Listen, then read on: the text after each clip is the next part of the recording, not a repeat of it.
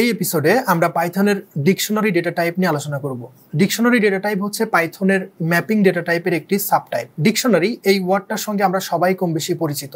Dictionary যখন আমরা বলি তখন আমাদের ইংলিশ টু বাংলা ডিকশনারি এরকম কিছু মাথায় চলে আসে। পাইথনের ডিকশনারি যে ডেটা টাইপটা এটা অনেকটা ইংলিশ টু বাংলা ডিকশনারির মতোই যদি আমরা একটু কম্পেয়ার করি, এবং ডিকশনারির ওই কনসেপ্ট থেকে কিন্তু এই ডেটা টাইপের নামকরণ করা হয়েছে ডিকশনারি ডেটা টাইপ। আমরা যদি একটু বিষয়টা বোঝার চেষ্টা করি, যখন আমরা কোনো ইংলিশ টু বাংলা ডিকশনারি খুলি সেখানে আমরা দেখি যে একটা ওয়ার্ড থাকে এবং সেই ওয়ার্ডের কোরেসপন্ডিং একটা মিনিং থাকে। ঠিক একইভাবে পাইথনে যখন তুমি ডিকশনারি তৈরি করতে যাবা, কোনো একটা বিষয়ের নাম থাকবে এবং ওই নামের ভ্যালু, কোরেসপন্ডিং যে ভ্যালু সেটা কিন্তু তোমাকে ডিফাইন করা লাগবে। বিষয়টা ভালোভাবে বোঝার জন্য আমরা এখন সরাসরি স্ক্রিনে চলে যাব এবং আমরা দেখবো যে পাইথনে ডিকশনারি ডেটা টাইপ নিয়ে কিভাবে কাজ করা যায়।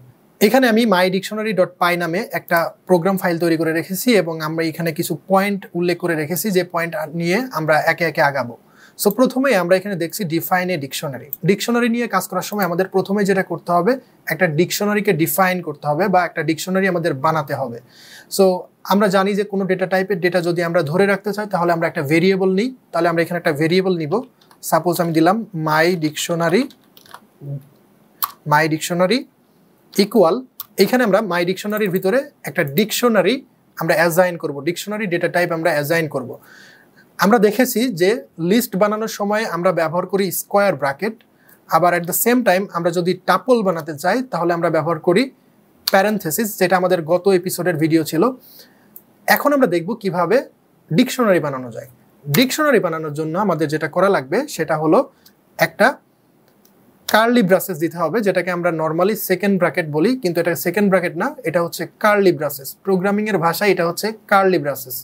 সো এই কার্লি ব্রাসেসের মধ্যে আমরা ডিকশনারির আইটেমগুলো লিখবো। তো আমরা যখন লিস্ট বানিয়েছি তখন আমরা নর্মালি 1 2 3 বা কোনো একটা ফ্রেন্ডের লিস্ট আমরা কমা দিয়ে দিয়ে লিখতেছিলাম।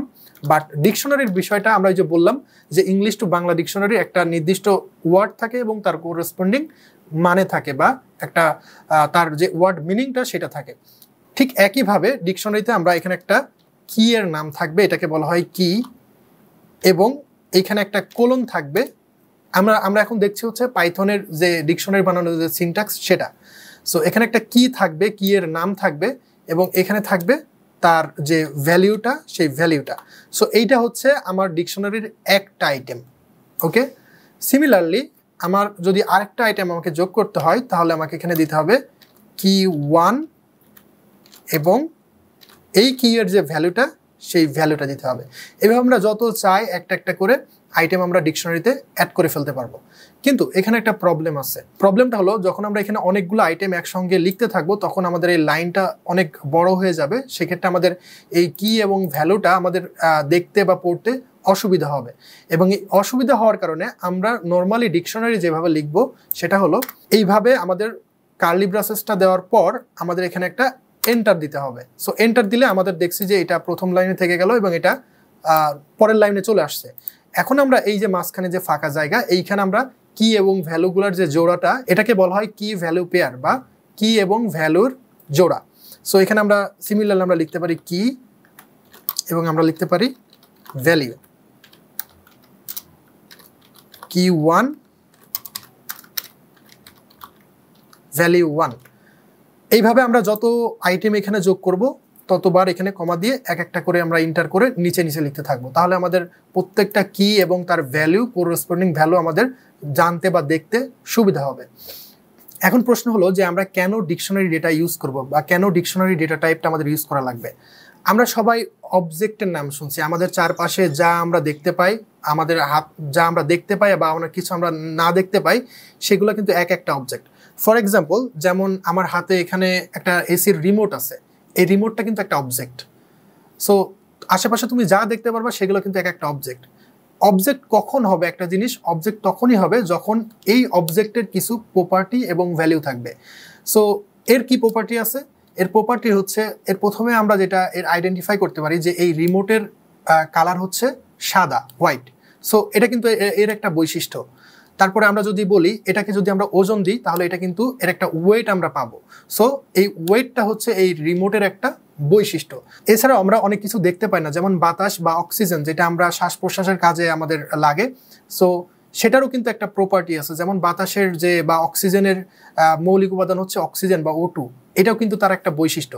তো সিমিলারলি প্রত্যেকটা জিনিসের কিন্তু এক একটা বৈশিষ্ট্য থাকে বা কতগুলো বৈশিষ্ট্য নিয়ে কিন্তু সেই অবজেক্টটা গঠিত হয়। সো আমরা যদি এই রিমোট নিয়ে একটা অবজেক্ট বানাতে চাই, সেই অবজেক্টটাকে কিন্তু আমরা এই ডিকশনারির ভিতরে রিপ্রেজেন্ট করতে পারি। তার মানে আমরা বুঝলাম একটা ডিকশনারির মধ্যে কোনো একটা নির্দিষ্ট অবজেক্টকে আমরা ডিক্লেয়ার করতে পারি বা তার সম্পর্কে আমরা একটা ডিটেল লিখতে পারি যে তার কি কি বৈশিষ্ট্য আছে এবং তার সেই বৈশিষ্ট্যর মান কি। যেমন আমরা যদি এই ডিকশনারিকে আমরা যদি রিনেম করি মাই রিমোট, সো আমার মাই রিমোট নিয়ে আমি একটা ডিকশনারি তৈরি করলাম। এখানে কি হবে যে আমার বৈশিষ্ট্যর নামটা বা প্রপার্টির নামটা এবং ভ্যালু হবে তার যে কোরসপন্ডিং ভ্যালুটা। সো আমি যদি এখানে বলি রিমোট কালার, কালার হচ্ছে আমরা দেখলাম রিমোটের কালার হচ্ছে হোয়াইট, সো আমরা দিলাম হোয়াইট। তারপরে আমরা সাপোজ দিলাম ওয়েট, ওয়েট দিলাম হচ্ছে সাপোজ হচ্ছে এখানে আমরা একটা ইন্টিজার বা ফ্লোটিং পয়েন্ট নাম্বার দিতে পারি, সে ফর এক্সাম্পল 150.5 গ্রাম। ওকে, সো 150.5 গ্রাম। এরপরে আমরা দিতে পারি ব্র্যান্ড, মানে এই রিমোটের ব্র্যান্ড কোন ব্র্যান্ডের রিমোট বা কোন ব্র্যান্ডের এসি, সেটা যদি আমরা দিই তাহলে আমরা এখানে দিতে পারি singer, say for example singer. So এইভাবে তুমি কিন্তু এক একটা অবজেক্টের বিভিন্ন প্রপার্টি এবং অবজেক্ট কিন্তু এখানে দিতে পারো। প্রপার্টির যে ভ্যালুগুলো তুমি এখানে কিন্তু দিয়ে সেই অবজেক্টটাকে রিপ্রেজেন্ট করতে পারো। তার মানে আমরা বুঝলাম এই মাই রিমোট হচ্ছে আমার রিমোটের যে বৈশিষ্ট্যগুলো সেগুলো হচ্ছে প্রকাশ করতেছে। তো এখানে আমি এটা রাখবো না, আমি এখানে সাপোজ একজন পার্সনকে নিয়ে একটা ডিকশনারি বানাবো। পার্সন ইকুয়াল সাপোজ আমি দিলাম নেম ইকুয়াল সাপোজ তামিম। তারপরে এখানে দিলাম হচ্ছে এজ, সাপোজ এজ 40। তারপরে হচ্ছে blood group, say for example আমরা এখানে এ পজিটিভ দিলাম। এইভাবে একটা পার্সনের যত বৈশিষ্ট্য আছে সেই জিনিসগুলো তোমরা কিন্তু এখানে দিয়ে দিতে পারো। কিন্তু এখানে মজার বিষয় হচ্ছে তুমি ভ্যালু হিসেবে একটা লিস্টকেও তুমি রিপ্রেজেন্ট করতে পারো। যেমন হচ্ছে আমরা এখানে দিতে পারি ফেভারিট কালার, তার পছন্দের রং। সো এখানে কিন্তু রং, তার পছন্দের রং কিন্তু অনেকগুলো হতে পারে, সেক্ষেত্রে আমরা কিন্তু একটা লিস্টের মাধ্যমে তার পছন্দের রংগুলো কিন্তু ইনক্লুড করতে পারি। যেমন আমরা এখানে দিলাম লিস্টের ভিতরে সাপোজ গ্রিন, তারপরে হতে পারে ব্লু। এভাবেই কিন্তু আমরা একটা সিঙ্গেল ডিকশনারির প্রপার্টির মধ্যে একটা মাল্টিপল ভ্যালু অ্যাসাইন করার জন্য আমরা কিন্তু লিস্ট ডিরেক্টলি ব্যবহার করতে পারি। এখানে তুমি যদি খেয়াল করো যে আমরা এখানে ব্যবহার করছি স্ট্রিং, এটা হচ্ছে আমাদের একটা ইন্টিজার ভ্যালু, এটা আবার স্ট্রিং, কিন্তু এটা হচ্ছে লিস্ট, এটা কিন্তু স্ট্রিংও না, এটা কিন্তু তোমার ইন্টিজারও না। সিমিলারলি তুমি যদি চাও তুমি এখানে বুলিয়ান ভ্যালুগুলো ইনক্লুড করতে পারো। সে ফর এক্সাম্পল আমরা দিলাম is married. Okay, so is married এটা হচ্ছে একটা সে বিবাহিত নাকি অবিবাহিত, এটা সত্য বা মিথ্যাকে আমরা রিপ্রেজেন্ট করতে পারি। সো এখানে আমরা দিতে পারি either true or false. Say for example আমরা দিলাম এখানে ট্রু। তাহলে এইটা হয়ে গেল আমাদের একটা ডিকশনারি।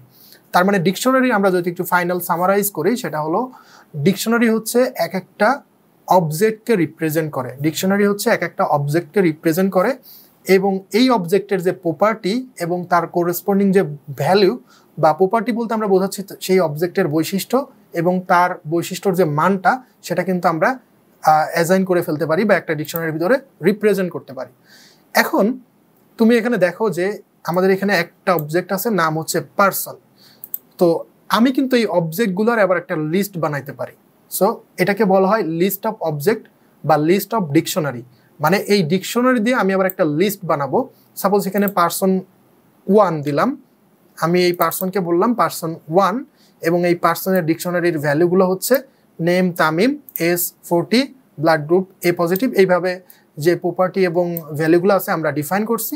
সিমিলারলি আমরা যদি চাই আরেকটা ডিকশনারি আমরা নিতে পারি পার্সন 2 ইকুয়াল, এখানে নাম দাও সে ফর এক্সাম্পল এটা হচ্ছে সাকিব, এবং এখানে আমরা সিমিলারলি উপরে যে কিগুলো দিয়েছিলাম সেই কিগুলো কিন্তু আমাদের এখানে দিয়ে দিতে হবে এবং তার কোরেসপন্ডিং যে মানটা সেটা কিন্তু আমাদের দিয়ে দিতে হবে।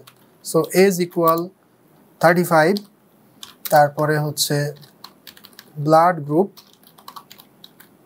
গ্রুপ ইকুয়াল বি পজিটিভ, তারপরে হচ্ছে favourite colour say for example এখানে আমরা একটা লিস্টে দিলাম হচ্ছে হোয়াইট, তারপরে হচ্ছে নেভি। ওকে, দেন আমরা এখানে দিলাম হচ্ছে ইজ ম্যারিড, এখানে আমরা দিলাম সাপোজ ফলস। সো আমরা দেখলাম যে পারসন 1 একটা অবজেক্ট এবং পারসন 2 একটা অবজেক্ট। এখন আমরা দেখব যে এই অবজেক্ট নিয়ে আমরা কিভাবে একটা লিস্ট বানাই। তাহলে আমরা বললাম যে পারসনস, অনেকগুলো পারসন, অনেকগুলো মানুষ, এইটা হবে একটা লিস্ট। লিস্ট কিন্তু আমরা আগে গত এপিসোডগুলোতে শিখে এসেছি যে লিস্ট আমরা কিভাবে বানাই, এবং এখানে কিন্তু আমরা লিস্ট ব্যবহার করছি। এখানে এই লিস্টের ভিতরে 2টা আইটেম আছে, গ্রিন ব্লু, এবং এখানে আছে হোয়াইট এবং নেভি। সো সিমিলারলি আমি এই 2টা পারসন নিয়ে একটা লিস্ট বানাবো এবং সেই লিস্টের নাম দিচ্ছে হচ্ছে পারসনস। সো এইখানে আমরা দিতে পারি পারসন 1, পারসনস 2, পারসন 2। ওকে, সো এখন আমরা এইটাকে আমরা ইন্ডিভিজুয়ালি প্রিন্ট করে দেখব এবং ফাইনালে আমরা পারসনকে প্রিন্ট করে দেখব। সো প্রিন্ট পারসন 1 এবং প্রিন্ট পারসন 2। এখন যদি এই প্রোগ্রামকে আমরা রান করি, পাইথন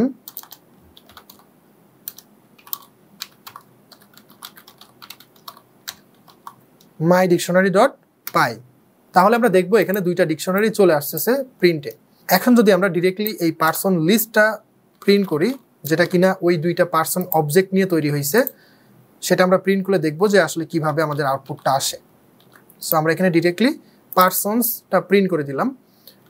এখন যদি এটা আমরা রান করি, পাইথন mydictionary.py, তাহলে আমরা দেখব এইটা কিন্তু একটা লিস্টের মধ্যে আসতেছে।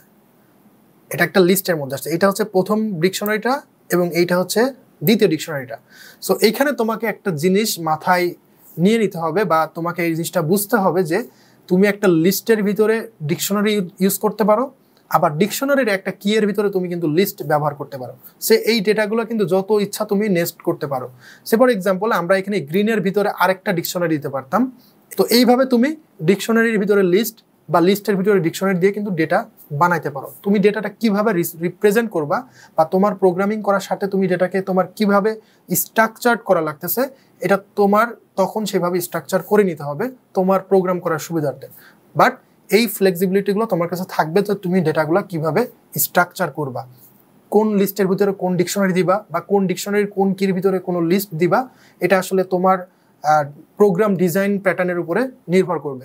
এখন প্রশ্ন হলো যে আমরা এই যে ডেটা টাইপগুলো স্ট্রাকচার করছি, এগুলো আসলে আমরা কোথায় ব্যবহার করব। তো এই কৌতূহলটা থাকা ভালো, বাট আমরা এই সিরিজের একটু ডিপার লেভেল পর্যন্ত না গেলে আসলে এই ডেটাগুলোর ইউজ বা আমরা এগুলো কোথায় ইউজ করব সেটা আসলে বোঝানো একটু কষ্টকর। তো সেই পর্যন্ত তোমাকে ধৈর্য ধরে এই এপিসোডগুলো কমপ্লিট করতে হবে এবং এগুলা তোমাকে ইনশিওর করতে হবে যে তুমি যথেষ্ট পরিমাণে প্র্যাকটিস করতেছো। এখন তোমার যতটুকু করণীয় সেটা হচ্ছে আমরা যেভাবে ডেটাগুলো স্ট্রাকচার করছি বা আমি যেভাবে দেখাচ্ছি এই জিনিসগুলো ভালোভাবে প্র্যাকটিস করে ফেলা, বা এই জিনিসগুলো কীভাবে স্ট্রাকচার হচ্ছে এটা সম্পর্কে ভালোভাবে ধারণা রাখা। তাহলে আমরা পরবর্তীতে যখন আমরা একটু ইনার লেভেলে যাব বা ডিপ লেভেলে যাব, তখন আমরা আসলে বুঝতে পারবো এগুলার রিয়েল ইউজেসটা কোথায় বা আমরা এটা আসলে কোথায় ব্যবহার করতে পারি।